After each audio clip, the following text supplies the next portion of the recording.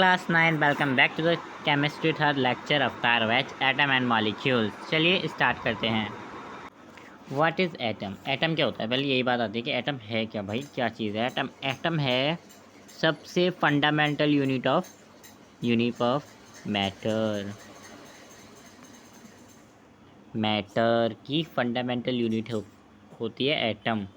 और मॉलिक्यूल्स क्या है?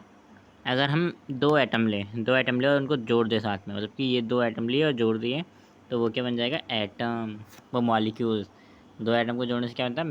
मॉलिक्यूल बनता है। ठीक है, चलिए स्टार्ट करते हैं। History of atom. एटम की हिस्ट्री से शुरू करेंगे हम कि हिस्ट्री ऑफ एटम है क्या। एटम की हिस्ट्री मतलब कि एटम मतलब क्या क्या, जो हमारे फिलोसफर्स जिन्होंने क्या क्या बताया एटम्स के बारे में, क्या क्या कहा, इन सब के बारे में हम पढ़ेंगे इसमें।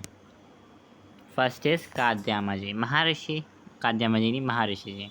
इन्होंने 25 ईयर्स BC पहले ही बता दिया था कि जो जो क्या कहते हैं, एटम जो है ना वो सबसे छोटा पार्टिकल है। Individual particle of matter is परमाणु। इन्होंने परमाणु कहा था। इन्होंने क्या कहा था? परमाणु कहा था। इन्होंने 600 BC ही पहले कहा था एक ऐसा स्मॉलेस्ट पार्टिकल है जो इंडिविजुअल है, जो और डिवाइड नहीं हो सकता, वो क्या है? परमाणु। क्या है? परमाणु। इन्होंने नाम दिया था क्योंकि इंडिया में क्या बोलते? परमाणु बोलते। ठीक है, ठीक है, तो समझ में आ गया।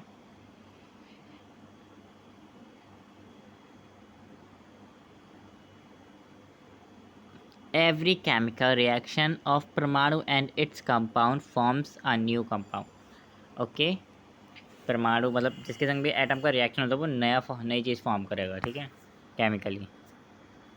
अब आ जाते हैं हमारे नेक्स्ट ऋषि जो कि थे काद्यामा जी। काद्यामा जी ने क्या कहा? उन्होंने कहा कि भाई बिल्कुल सही कहा है, बिल्कुल सही कहा है, बिल्कुल ही सही कहा है। किसने? महर्षि ने बिल्कुल सही कहा कि परमाणु है जो और डिवाइड नहीं हो सकता। ठीक है, उन्होंने कहा पर जो पार्टिकल है वो नॉर्मली कंपाउंड की फॉर्म में एग्जिस्ट करता है, सिंगल एग्जिस्ट नहीं करता, कंपाउंड की फॉर्म में एग्जिस्ट करता है। ठीक है, आते हैं इंग्लिश फिलोसफर्स में। हमारे इंग्लिश फिलोसफर्स आए, उन्होंने क्या कहा? उन्होंने कहा कि जो हमारा मैटर, इन्होंने क्या नाम दिया? इन्होंने कहा जो मैटर जो हमारा और फर्दर डिवाइड नहीं हो सकता, can not be further divide, is called atom. इन्होंने इंग्लिश में बोल दिया। ठीक है, इज कॉल्ड एटम, जिसका मीनिंग ही, एटम का मीनिंग ही क्या होता है? इंडिविजुअल। समझ में आ गया? लेट्स फिर से समझते हैं हिस्ट्री। पहले आए महर्षि, जिन्होंने 600 BC पहले ही बता दिया था कि स्मॉलेस्ट पार्टिकल है। क्या है? स्मॉलेस्ट पार्टिकल है जो कि और डिवाइड नहीं हो सकता, जो कि इंडिविजुअल है।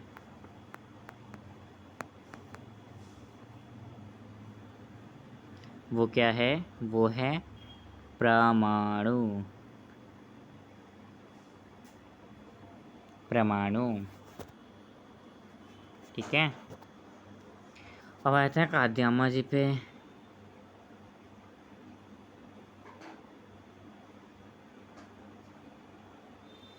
इन्होंने कहा, बिल्कुल सही कहा है इन्होंने।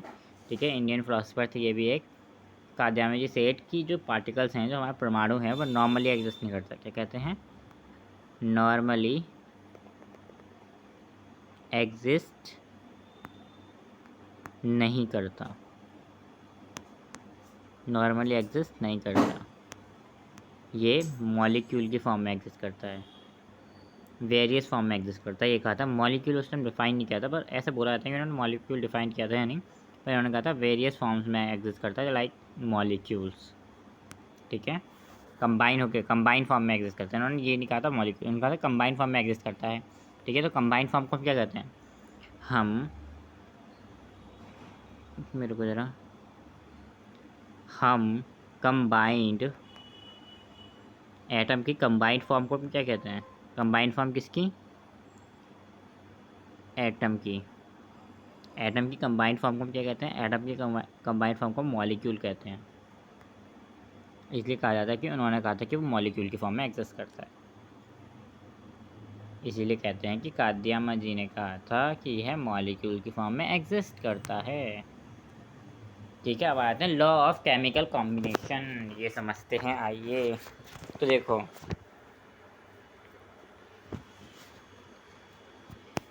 Various law of chemical combination होते हैं। ठीक है, बहुत सारे लॉ होते हैं और मतलब वैसे तो 5 ही लॉ होते हैं, 5 लॉ होते हैं। ठीक है, वेरियस कार्यों में। ठीक है, कितने होते हैं? 5 लॉ होते हैं। पर हमारी जो क्लास है उसमें कितने लॉ हैं? उसमें सिर्फ 2 ही लॉ हैं। केमिकल कॉम्बिनेशन, वो law of chemical combination, sorry, law of chemical combination में सिर्फ 2 ही लॉ हैं, law of conversation of mass, law of constant proportion. ठीक है, तो सबसे पहले पढ़ लेते हैं law of conversation of mass. तो देखो, अकॉर्डिंग टू दिस लॉ, इस लॉ के according mass never be create and never be destroy.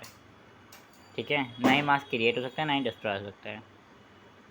ठीक है, यही बेसिक सी बात चलाइए, बस बेसिक सी बात है ये। ना ही मास क्रिएट होगा, ना ही मास केमिकल होगा, ना केमिकल रिएक्शन। ठीक है, किसने बताई थी ये?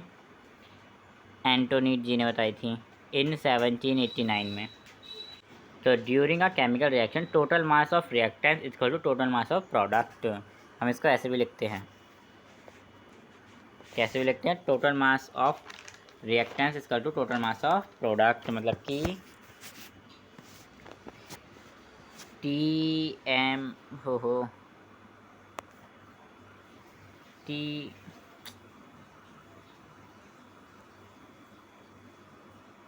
Sorry T M R is equal to T M P, T M R is equal to T M P. ठीक है,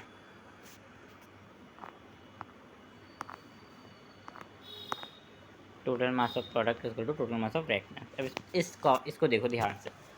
ठीक है, ये एक एग्जांपल लेते हैं। ठीक है, सॉल्व करते हैं, आराम से सॉल्व करेंगे, जल्दबाजी नहीं करनी है, चाहे हमारा लेक्चर 1 घंटे का ही क्यों ना हो जाए।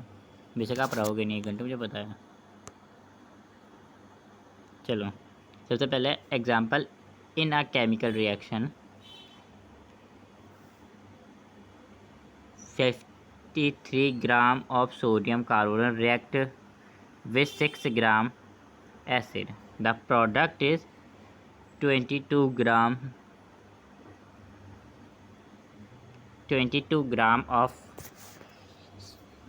कहाँ पर हूँ मैं? हाँ, 22 ग्राम ऑफ कार्बोनेट ऑक्साइड, ये दिया है। तो product of 22 gram of 70 and, ये मेरे को क्वेश्चन गलत है। चलो मैं इसे और अच्छे से आपको पढ़ के सुनाता हूँ। देखो, sodium carbonate react with ethanoic acid. ठीक है, ethanoic acid to form a sodium. ठीक है, carbonate oxide of and water, ये सब फॉर्म करते हैं। ठीक है, in a chemical reaction, in a experiment, इस एक्सपेरिमेंट में 5.3 gram of sodium carbonate react with 6 gram of ethanol acid. ठीक है, to form a 8.2 gram of sodium. ठीक है, और 2.2 gram of carbon dioxide and 0.9 gram of water. Show the data various of a law of conversation of mass. नहीं समझ में आया? कोई बात नहीं। देखो, सोडियम कार्बोनेट, ठीक है, एथोनिक एसिड, ठीक है, इन दोनों का रिएक्शन होकर ये आया, क्या आया? सोडियम आया, CO2 आया और H2O आया। ठीक है, ये सब चीज़ें आई। मेनली मैंने आपको समझाने के लिए ऐसे लिख दिया, आपको पेपर में लिख के आना है ऐसा। ठीक है, ये आपको आंसर का पार्ट होगा ये आपके, ये किसका पास होगा? पार्ट होगा, आंसर का पार्ट होगा ये आपके। ठीक है, तो अब ये सब हो गया। अब इन सब की जगह इनकी वैल्यू पुट कर दो। ठीक है, जैसे कि सोडियम की क्या, इस वाले सोडियम की क्या वैल्यू है? 5.3 ग्राम नहीं लगाना, इस प्लस करते जाना। ठीक है, अब आया था इस एसिड की कितनी वैल्यू है? एसिड की कितनी वैल्यू है? ये रही 6 है, ग्राम नहीं, 6 है, 6 प्लस, और ये सोडियम की क्या वैल्यू है दूसरे वाले की? 8.2 ग्राम, ये रहा,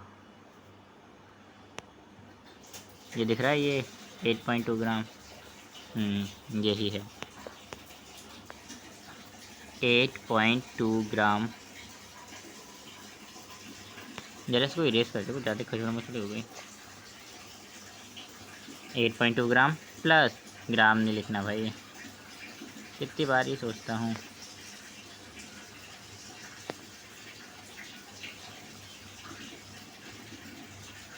सॉरी, रुक जाओ थोड़ा वेट कर लो, ठीक है।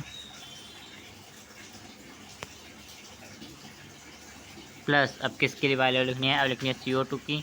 CO2 कितना था, 2.2 ग्राम, ये रहा, ठीक है। अब लिखनी है H2O के, H2 कितना था, 0.9 था।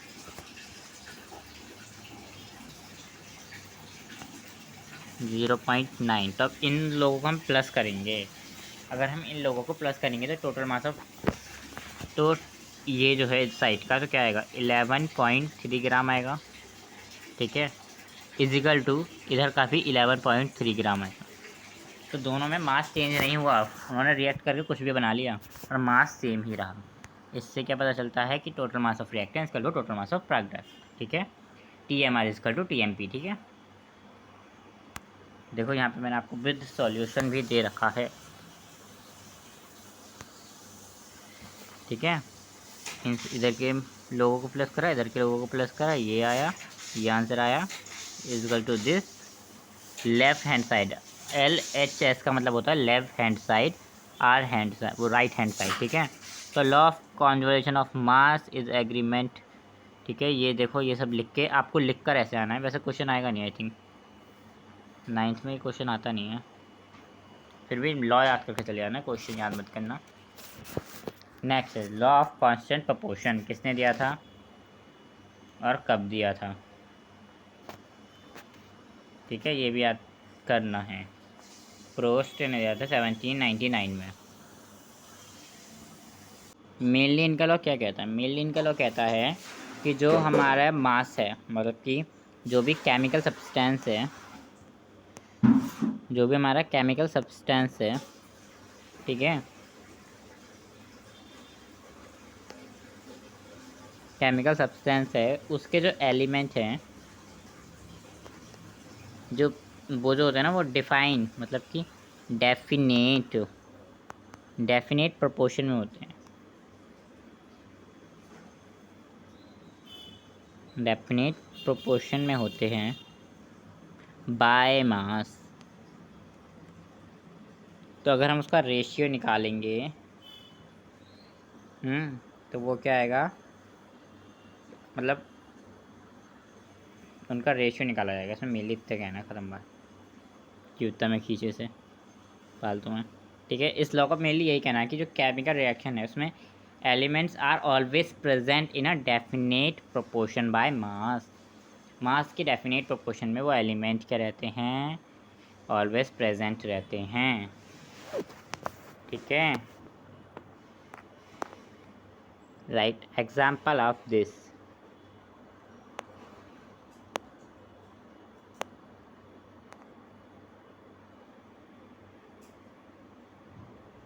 Eighteen gram of hydrogen oxide, 16 gram of oxygen plus 2 gram of hydrogen, okay. Ratio क्या आएगा, 1:8।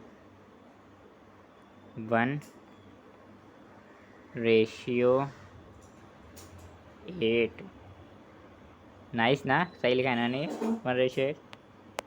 चलो कलाकारी बहुत कर ली। अब आते हैं एटम की तरफ बढ़ते हैं, बहुत हो गया ना, एटम की तरफ बढ़ते हैं, बहुत देर से हम बकवास करे जा रहे हैं। एटम क्या है, मैंने अभी बाहर आपको बताया था, एक इंडिविजुअल पार्टिकल है, ठीक है। तो व्हाट इज़ एटम, तो atom is a individual particle,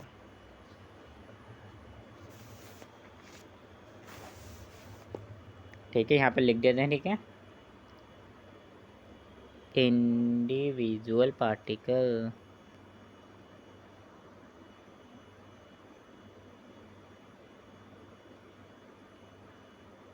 individual है, ठीक है। इंडिविजुअल पार्टिकल एक मैटर का स्मॉलेस्ट इंडिविजुअल पार्टिकल है, ठीक है। और क्या पता है हमें एटम के बारे में, एटम कंबाइंड फॉर्म में होता है, क्या एटम हमेशा कंबाइंड फॉर्म में होता है? नहीं, हमेशा तो नहीं होता। मेनली एग्जिस्ट करता है कंबाइंड फॉर्म में, पर हमेशा नहीं करता ना, हमेशा कंबाइंड फॉर्म में एग्जिस्ट नहीं करता। ठीक है, और क्या बताया, इंडिविजुअल है, इंडिविजुअल का मतलब है कि और फर्दर डिवाइड नहीं हो सकता। ठीक है, बस इतना ही है। Let's see the atom. नहीं, ये है हमारा एटम। देखो, ये बीच में है न्यूक्लियस, हाँ इसमें भी न्यूक्लियस होता है। ये है इसके बाहर के ऑर्बिट्स। ठीक है, it is a oxygen, it is a hydrogen का पार्ट, तो ये हो गया मॉलिक्यूल। ये एटम है 1, ये एटम है 2, 3 एटम मिले हुए हैं, तो ये क्या बना दिया इन्होंने? मॉलिक्यूल बना दिया। 3 एटम ने मिलके क्या बना दिया? मॉलिक्यूल बना दिया। और सिंगल एटम कैसे दिखता है? ऐसे दिखता है। ठीक है, let's go. According to the modern theory an atom is the smallest particle. यही हमने पढ़ा क्या आए हैं कि एटम क्या है? एटम एक स्मॉलेस्ट पार्टिकल है। ठीक है, ये सब चीज़ें हमने पढ़ी ली हैं। ठीक है, एक स्मॉलर पार्टिकल है एटम। ठीक है, एटम का radius, atom radius small atom of a hydrogen is 2037 0.37 into 10⁻⁻10 metre और 0.037 नैनोमीटर। ठीक है, such 1 nanometre is equal to 10 metre. 10 metre के अंदर 1 नैनोमीटर आता है, इतने छोटे होते हैं, इस वजह से इनको हम लिए हैं। ठीक है, थोड़ा और समझते हैं। ठीक है, एटम की शेप कैसी होती है? एटम की जो शेप होती है वो होती है स्फेरिकल, स्फेरिकल होती है। ठीक है, एटम की शेप स्फेरिकल होती है, वो बहुत छोटा होता है साइज़ में। ठीक है, और क्या है इसका जो एसआई यूनिट है, एटम की जो एसआई यूनिट है वो है नैनोमीटर। ठीक है, नैनोमीटर में जो लिया जाता है। द रेडियस ऑफ है, एटम रेडियस क्या होता है? एटॉमिक रेडियस बोलते हैं उसको। एटम के रेडियस को हम क्या बोलते हैं? जो हमारा एटम है, एटम के रेडियस को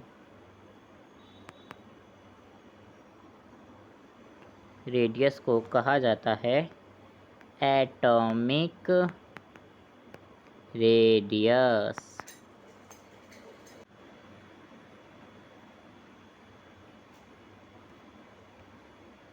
आगे बढ़ते हैं। ये तो हमने पढ़ लिया, atom is the smallest unit individual. ये सब छोटी छोटी चीज़ें हम पढ़ के आ चुके हैं। Smallest unit of matter, individual, very small particle. Big chalk को हम जितना घिसेंगे उसका जो छोटा पार्टिकल हो वो एटम होगा। Size of an atom is very small then you think. For example, size of atom of hydrogen is this metre, 0.0 metre. ठीक है, अब थोड़ी कैरेक्टरिस्टिक्स पढ़ते हैं एटम के बारे में। एटम के कैरेक्टरिस्टिक्स क्या क्या हैं आइए समझते हैं। ठीक है, एटम द स्मॉलेस्ट पार्टिकल। ठीक है, ये हमें पता है, स्मॉलेस्ट पार्टिकल ये पता है। Takes part in a chemical reaction, chemical reaction के पार्ट लेता है, ये भी पता चल गया हमें। ठीक है, atom can be not exist freely, freely atom exist नहीं करता है। Atom is the fundamental unit of matter, ये भी बता दिया था मैंने आपको। Free atom always carry charge, ये याद रखो कि एटम जो है कभी भी फ्री हो या ना हो, जो भी हो उसके अंदर क्या होता है? उसके अंदर चार्ज होता है। पर कुछ एटम के अंदर चार्ज होता है, कुछ के अंदर नहीं होता, क्योंकि वो न्यूट्रल हो जाता है। न्यूट्रल एटम होता है एक। ठीक है, उसके अंदर पार्ट नहीं होता, नहीं होता वो। अब आते हैं एटम को मेनली टू में डिवाइड कर देगा, आयंस एंड मॉलिक्यूल्स। आयंस के अंदर कटायंस एंड आयंस आ रहे हैं, आयंस एंड कटाइंस आते हैं। देखो, कटाइन जो होते हैं ना वो पॉजिटिव होते हैं और आयंस जो होते हैं वो नेगेटिव होते हैं। ठीक है, जो कटाइंस होते हैं वो एटम को अपने अंदर, मतलब इलेक्ट्रॉन को अपने अंदर लेते हैं, और जो आयंस होते हैं वो गेन करते हैं। कटाइंस लूज द एटम करते हैं और ये गेन्स द एटम करते हैं। ठीक है, तो गलत बोल दिया था मैंने थोड़ा। अब आता है डाल्टन एटॉमिक थ्योरी, जिन्होंने मुझे 2 बार कर दिया इन भैया ने। ठीक है, और थ्योरी भी ढंग से सही दी नहीं पूरी। ज़िंदगी बर्बाद कर दी इसने, सिलेबस बढ़ा दिया। बताओ ऐसा कोई करता होगा? ये तो करता है। इसने पहला क्या कहा? इसने कहा कोई नहीं भाई, एटम जो है वो सबसे छोटा होता है, बस इतना ये कहा। जो मैटर की सबसे छोटी यूनिट होती है उसे एटम कहते हैं, इसने ये कहा पहली बात। हमने कहा चल ठीक है, इतनी देर से हम यही तो पढ़ रहे हैं कि एटम छोटा होता है, एटम छोटा है, ठीक है। और ये इंडिविजुअल होता है, ये कहा। और ये किसी भी केमिकल रिएक्शन में ना मिल सकता है ना डिस्ट्रॉय हो सकता है, ठीक है। और एटम का जो गिवन एलिमेंट है उसके अंदर अपनी ही मास होता है, अपनी केमिकल प्रॉपर्टी होती है, ठीक है। ये बात कही, चलो ठीक है, कह दी भाई, कह दी, हमने मान ली तुम्हारी बात, हम कौन सा मना कर रहे हैं। जो एटम के डिफरेंट एलिमेंट होते हैं उनके पास डिफरेंट मास और डिफरेंट प्रॉपर्टी होती हैं, ठीक है, ये भी मान लिया हमने तुम्हारा। एटम जो होता है वो कंबाइन होते हैं होल नंबर में, होल नंबर में उनका रेशियो होता है कंबाइनेशन का, चलो ठीक है। जो हमने कैसे प्रूव करेंगे, वो जो हमने सेकेंड लॉ ऑफ पढ़ा था, ठीक है। The relative number of and kind atom are constant on given compound. Rational पानी है तो H2O ही रहेगा, चाहे मैं नाली का उठा लूँ चाहे मैं समुद्र का उठा लूँ, ठीक है। ये है इसका मतलब, ठीक है। अब आते हैं ड्रॉबैक ऑफ एटम। क्या अब किस पर आते हैं? Drawback of Dalton atomic theory. Dalton atomic theory के ड्रॉबैक्स क्या क्या थे, अब इन पर आ जाते हैं।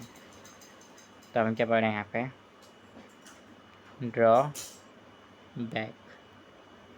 ड्रॉबैक, ठीक है।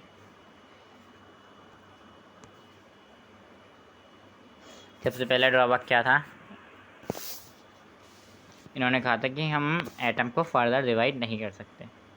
हाँ जी, और ने भी कहा था, पर उनकी बात हम नहीं मानेंगे, हम इनकी बातें करेंगे। इन्होंने कहा था कि हम कैन नॉट बी डिवाइड। इन्होंने क्या कहा था? हम और डिवाइड नहीं कर सकते, पर हमें पता है कि एटम के अंदर भी 3 पार्ट होते हैं, इलेक्ट्रॉन, प्रोटॉन एंड न्यूट्रॉन। ये 3 पार्ट होते हैं एटम के अंदर भी। और सेकंड बात क्या कही थी इन्होंने? कि element have extend the same mass.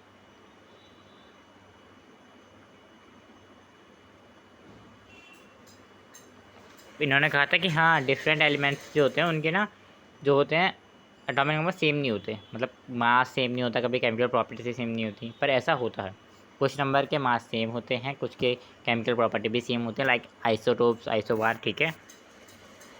Let's go to the next topic, symbol. Symbol समझते हैं।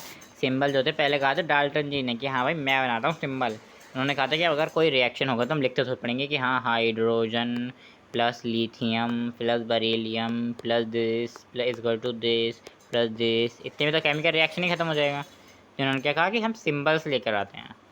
सिंबल्स लेके आने के लिए पहले डाल्टन जी आए कि भाई मैं दूंगा सिंबल, मैंने थ्योरी भी दी है, ऐसे नहीं कर सकते तुम मेरे साथ। उन्होंने ऐसे डिफिकल्ट सिंबल बनाए, इन्हीं के आर्ट बनाते बनाते हमारे हाथ गिर जाए पर सिंबल न बन पाए, है ना। पता ना चले कि कौन सा पी का है, कौन सा एम का है, कौन सा एस का है, कौन सा किसका है, ऐसे सिंबल बनाए, ठीक है।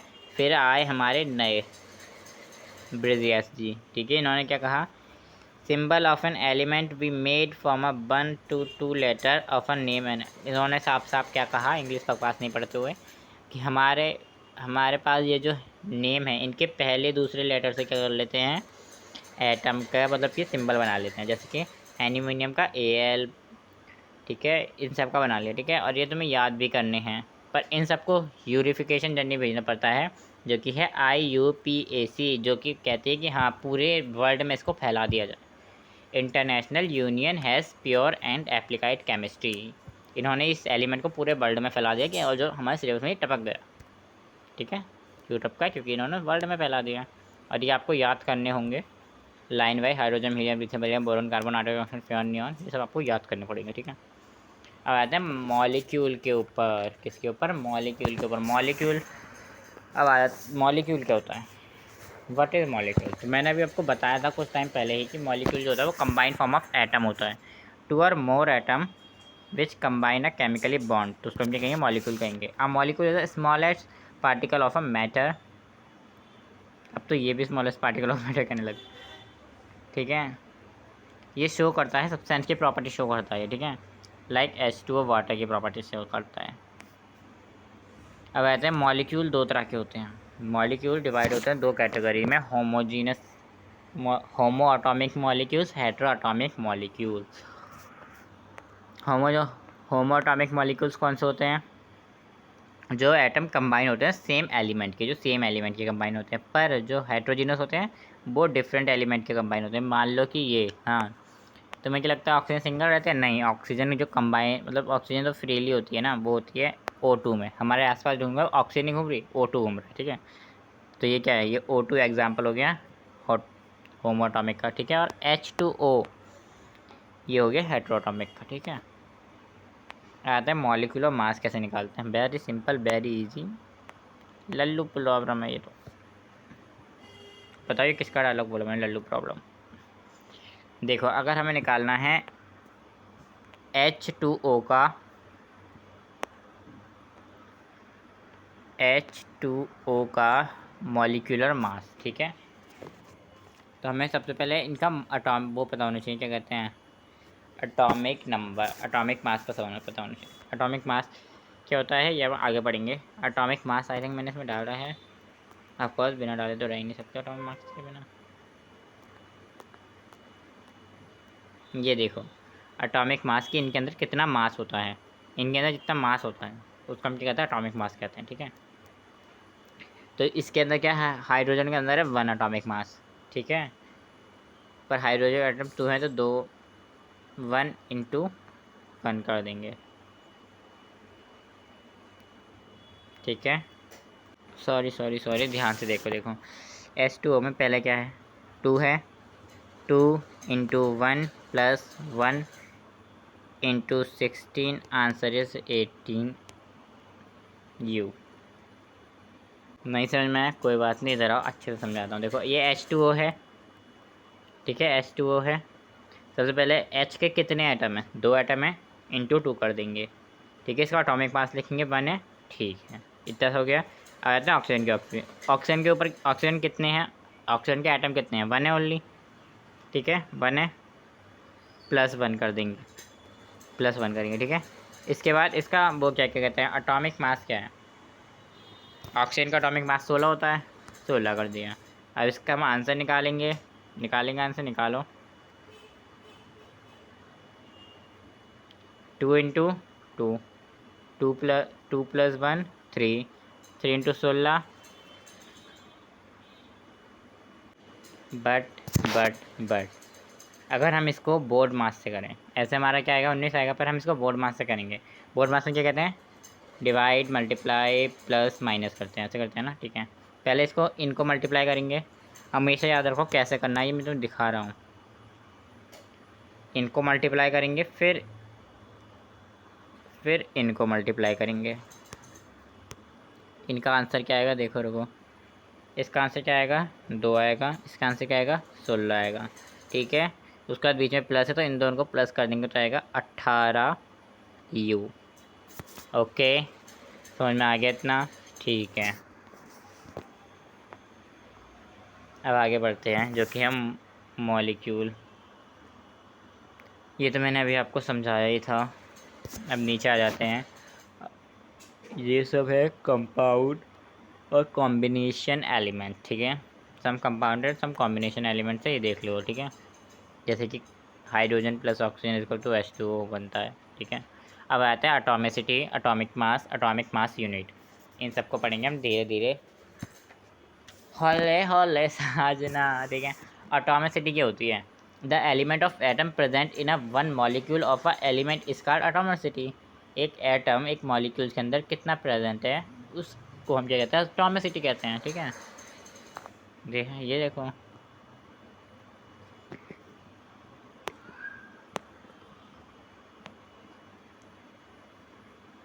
ये है, ये जो होती हैं नॉर्मल गैसेस होती हैं। नॉर्मल गैसेस क्या होती हैं, ये नॉर्मल गैसेस जो फ्रीली एग्जिस्ट करते हैं, कंबाइंड फॉर्म में एग्जिस्ट नहीं करती है, फ्रीली एग्जिस्ट करती है। मैंने कहा था ना सब एटम कंबाइंड फॉर्म में एग्जिस्ट नहीं करते, ये फ्रीली एग्जिस्ट करते हैं और ये कंबाइनिंग फॉर्म में एग्जिस्ट करती हैं।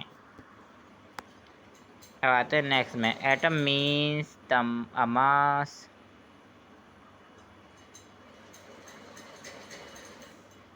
ये हम अभी पढ़ के आए हैं, ठीक है। अब समझते हैं मेनली चीज़, अब इसको हम इधर समझते हैं। जो हमारा C12 है, C12 का में किसी को पता नहीं पता, मैं बताता हूँ। तो हमारा C12 है वो इज़ अ स्टैंडर्ड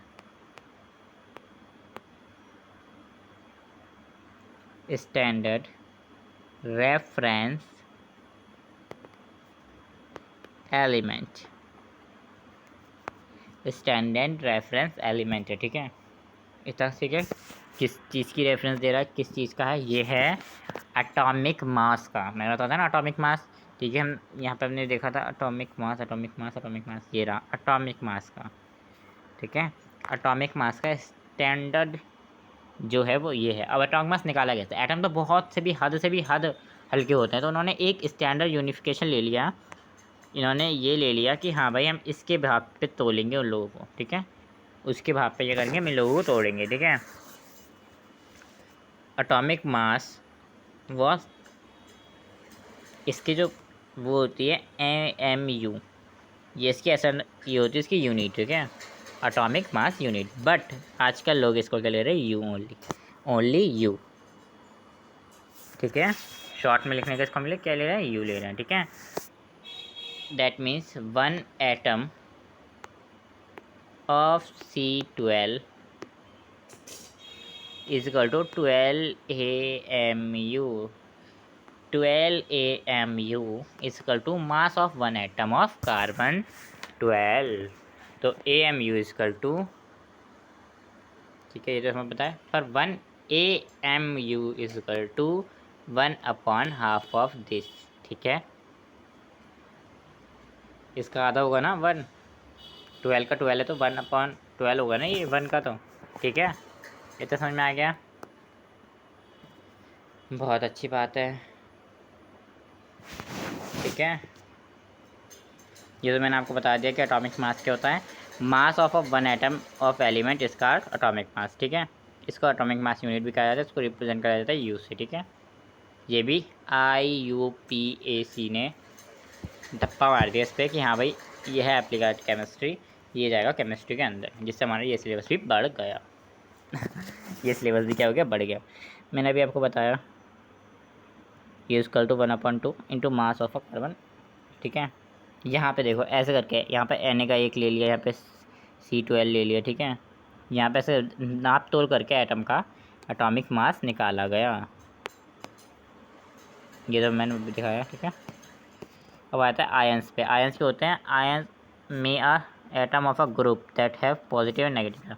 जो हमारे एटम ऑफ ग्रुप के ऊपर चार्ज होता है ना, मतलब कि मॉलिक्यूल के ऊपर जो चार्ज होता है वो पॉजिटिव भी होता है, नेगेटिव भी होता है, तो उस चार्ज को क्या कहते हैं, हम आयंस कहते हैं, ठीक है।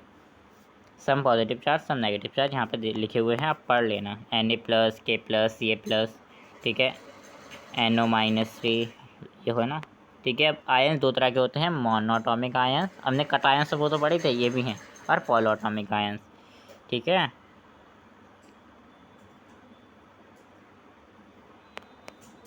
अब आ जाते हैं फार्मूला मेकिंग पे, ठीक है।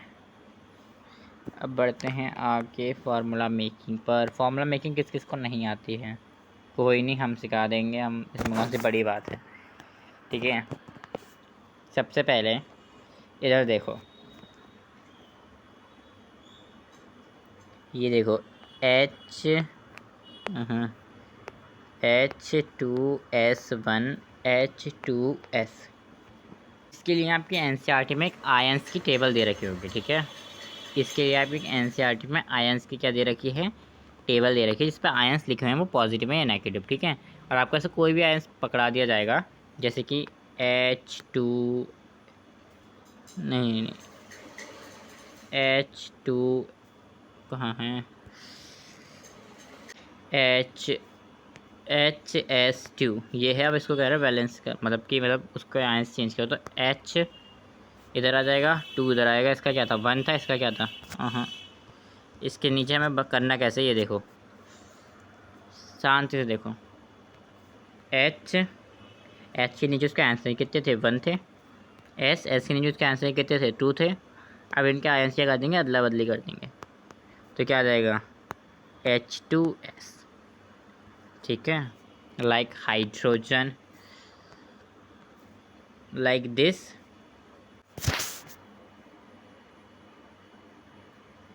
लाइक दिस, ठीक है। अब इसको हम क्या करेंगे, H1O2H2O, ओके। चलिए अब आते हैं आइसोटोप एंड आइसोबार पे। तो जो आइसोटोप्स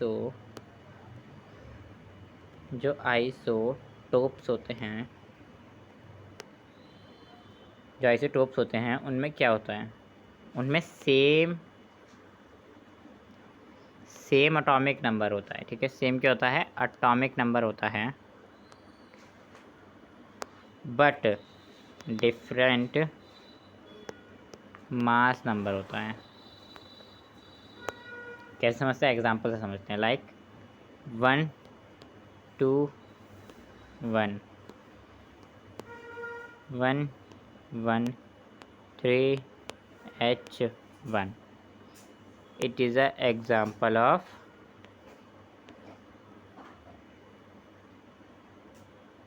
ये एग्जांपल देख लिया। अब इसको समझते हैं। देखो, हाइड्रोजन का एटम है, ठीक है, पर इनका जो मास नंबर है, मास नंबर ऊपर होता है, ठीक है, मास नंबर ऊपर होता है। एक में 1 है, एक में 2 है, एक में 3 है, पर एटॉमिक नंबर नीचे होता है, और वो क्या है, हर जगह सेम है, 1 1 1, ठीक है। ये क्या है, ये एक आइसोटोप है, ठीक है। अब समझते हैं आइसोबार को।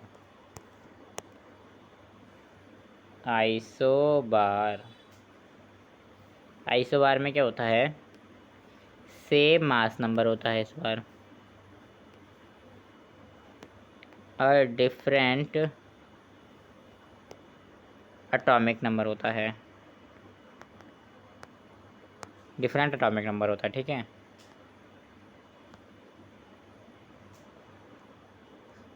अब इसको भी एक एग्जाम्पल समझेंगे, बिना एग्जाम्पल के नहीं समझेंगे, बिल्कुल समझ में नहीं आएगा। लाइक के ले लिया हमने, के 40 19 CA 14 19। अब आधे से ज़्यादा लोग तो मुझे ऐसा लग रहा है ऐसे समझ में आ गया होगा, ठीक है। फिर भी मैं इसको एक थोड़ा सा एक्सप्लेन कर देता हूँ। देखो यहाँ पे क्या है, 40 है, 40 है, क्या है ये, मास नंबर मैंने बताया था ना, मास नंबर सेम है, पर यहाँ पर ये 20 है, सॉरी 19 लिख दिया मैंने, यहाँ पे 20 है, सॉरी ये 20 है,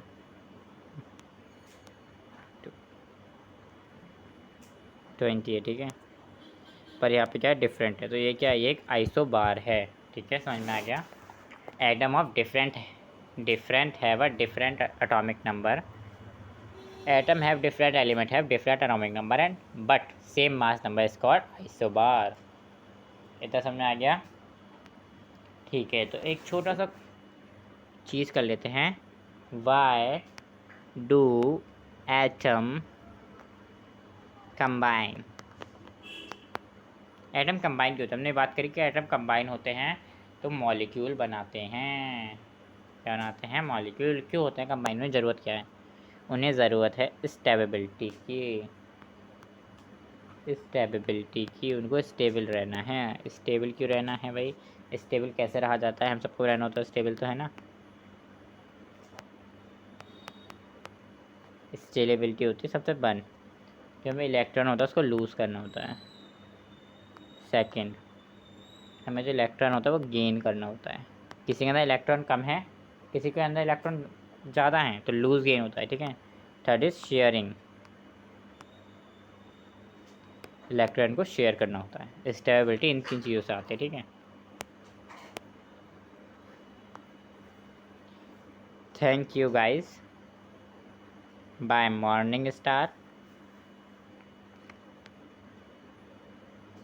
और रफ्तार बैच, ठीक है। आप सबको ये लेक्चर कैसा लगा बताइएगा कमेंट में, और मैं इसके रिलेटेड जल्द ही क्वेश्चन आंसर्स भी लेके आऊँगा आप सभी के लिए। टिल देन बैक, और आपको इसके नोट्स जो डिस्क्रिप्शन बॉक्स में मिल जाएंगे। आप एक बार इस PDF को पढ़ेंगे, आपको मज़ा आ जाएगा नोट्स में।